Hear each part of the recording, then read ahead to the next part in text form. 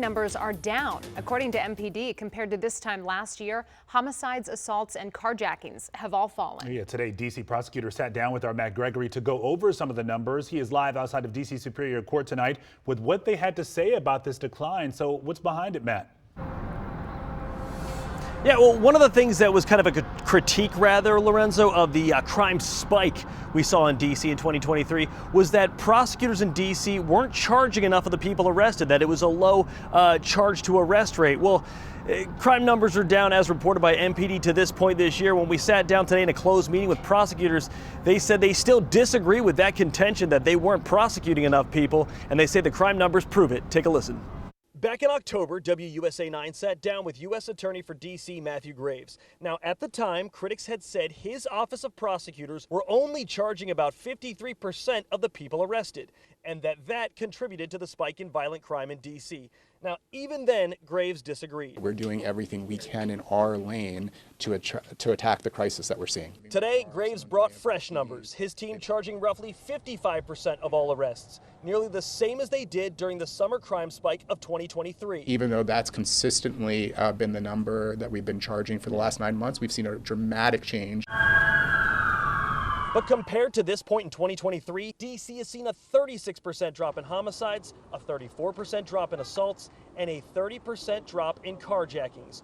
All that with a similar arrest and charge rate to last year. And that's why Graves said there is a different number to study for crime in D.C. 90% of the people arrested for violent crimes committed with firearms are charged at the time of arrest. The limited number who aren't, we continue to investigate.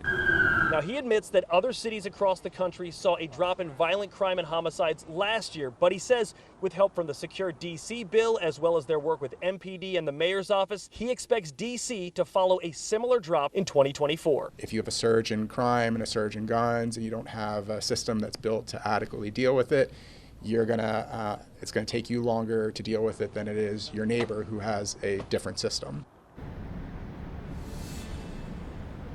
Well, the prosecutors came today armed with numbers to the teeth when they were looking at these charge to arrest rates. And one of the things they pointed out was that there are a number of states you have to look at across the country that have similar arrest standards to D.C., which is mandatory arrests for all domestic violence cases. So that is one of the things they were pointing out when you're comparing. They said when you compare their charge and arrest numbers to those 9 that have similar arrest standards, D.C.'s right on par with Wisconsin, Arizona, as well as Louisiana. So those were some of the numbers they were looking at, saying it's not the charge rate that was keeping crime up. There are other factors, but that they can always do better in that realm. So that was one of the things they were pointing out. We're going to continue to follow this story as we get a look at D.C.'s crime rates this year compared to last year as we go through into the spring. But for now, outside D.C. Superior Court in downtown D.C., I'm Matt Gregory. Back to you. I think just seeing any kind of movement on those numbers in a positive direction is such a relief. Yeah, oh yeah.